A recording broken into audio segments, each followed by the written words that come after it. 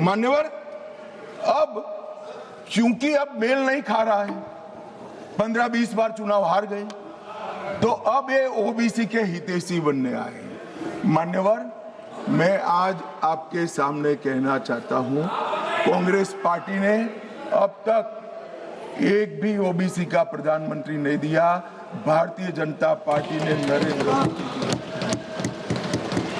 और अति पिछड़ा समाज के व्यक्ति को प्रधानमंत्री बनाया। मान्यवर, इन्होंने काका साहेब कालेलकर समिति में विरोध किया। मंडल आयोग के रिपोर्ट को इंदिरा जी ने ठंडे बस्ते में डाला और जब लागू होता था राजीव गांधी जी ने भी विरोध किया। मान्यवर, मैं आज बताना चाहता हूं कि नरेंद्र मोदी सरकार में 27 मंत्री ओबीसी समुदाय में है, जो 40% होता है। मान्यवर, नरेंद्र मोदी सरकार ने ओबीसी कमीशन को संवैधानिक मान्यता दी। नरेंद्र मोदी सरकार ने ओबीसी की सूचियों को संशोधित करने का अधिकार राज्यों को देकर एम्पावरमेंट करा और 14 से 18 के बीच में 16 जातियों को ओबीसी जनजाति में क्या है। अरे मेरा हो जाने के बाद पूछिए ना। माननीय गृह मंत्री जी क्या कह रहे हैं? बाद में यू कैन आस्क लेटर।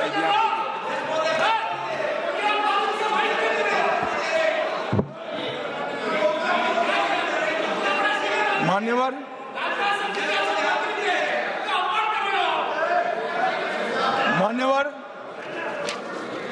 और जाति जनगणना चल रही है। जाति जनगणना का रिपोर्ट भी जाति के साथ ही आएगा। इस पर सदन विचार करेगा और जब विचार करेगा, जो सामूहिक मन बनेगा, भारतीय जनता पार्टी की सरकार इसके साथ आगे बढ़ेगी। इसमें किसी को संशय रखने। मान्यवर, उनके लिए चुनाव जीतना सर्वोपरि है, हमारे लिए राष्ट्र सर्वोपरि है और राष्ट्र की जनता सर्वोपरि। राष्ट्र की जनता का प्रतिनिधित्व और इसकी भागीदारी का हित सबसे जरूरी है और संविधान को लागू करने के लिए जवाबदेही, पारदर्शिता और समान अवसर और न्याय की रक्षा, ये हमारे लिए बेहद जरूरी है। मान्यवर, इसलिए मैं इन लोगों को कहता हूं, कांग्रेस के मित्रों को विशेष कर कि सिर्फ भाषण में नारे लगाने से इस देश का पिछड़ा वर्ग आपको हितैषी नहीं मानेगा। 1947 से लेकर 2014 तक आप ओबीसी का विरोध करते रहे। जब ओबीसी के बगैर सत्ता नहीं मिलेगी, इसका परिचय आ गया। प्रधानमंत्री भारतीय जनता पार्टी ने ओबीसी बनाया, तब आप ओबीसी की माला जप रहे हो। मान्यवर, ये दिखावटी प्रेम जो है वो इस देश का पिछड़ा भी जानता है और पूरे देश की जनता भी जानती है और आज से देश की महिला भी जानेगी कि हमारा अधिकार कांग्रेस पार्टी ने छीना।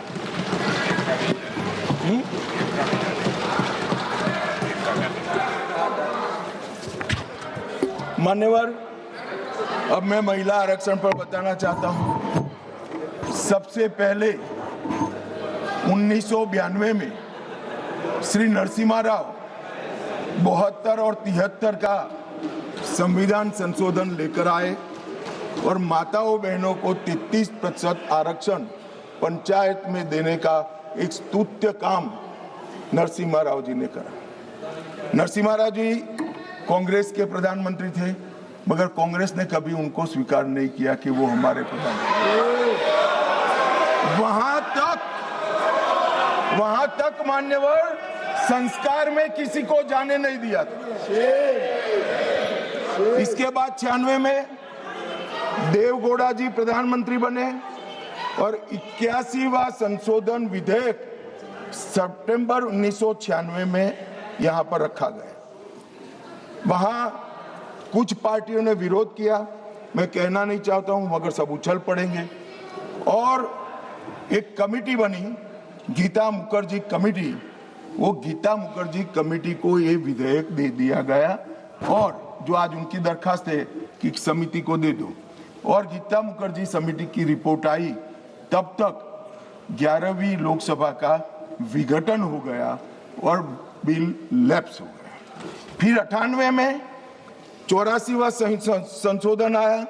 कुछ पार्टियों ने फिर से, पार्टियां बदली नहीं है, वही पार्टियां विरोध करती रही, वो विरोध किया। बिल को सदन में प्रस्तुत करने की जैसी स्थिति भी नहीं रही और 12वीं लोकसभा के विघटन पर वो बिल लैप्स हो गया। मान्यवर 99 से 2003 में 85वां संविधान संशोधन विधेयक आया, फिर से उसी पार्टियों ने विरोध किया और बिल लैप्स हो गया। 8 से 14 में 108 का संविधान संशोधन विधेयक मनमोहन सिंह जी लेकर आए और राज्यसभा में प्रस्तुत किया। राज्यसभा में बिल पारित भी हुआ मगर लोकसभा का दरवाजा कभी वो बिल ने देखा नहीं। मान्यवर, और किसने विरोध किया? उसी लोगों ने विरोध किया।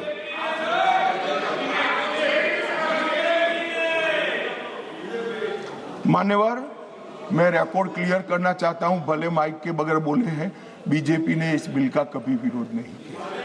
ये रिकॉर्ड में क्लियर करना चाहता हूं। मान्यवर, जब ये लोकसभा में आया तब सरकार को समर्थन देने वाली पार्टियों ने इसका विरोध किया। ये मानो अभी कांग्रेस पार्टी कर रही तो हम नहीं समझा सकते, मगर भला लल्लन सिंह जी कैसे विरोध करेंगे? ये तो हमारे साथ है, ये तो बिल का समर्थन करेंगे। मान्यवर, कांग्रेस पार्टी के समर्थक पार्टियों ने मनमोहन सिंह सरकार का ये बिल का विरोध किया।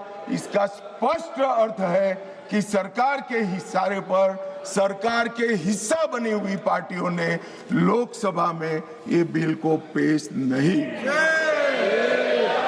और 2023 में मोदी जी जानबूझकर 2023 में विधेयक लाए।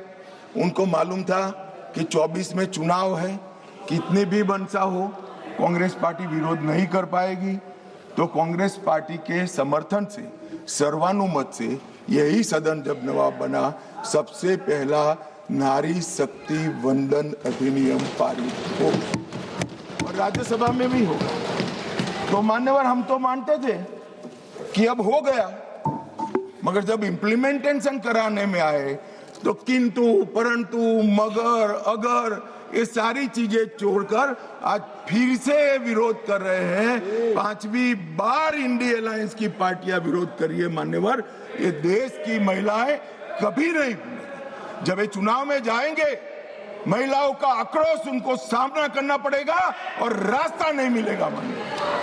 मान्यवर, ये बदलाव की जरूरत क्या है? पहली लोकसभा में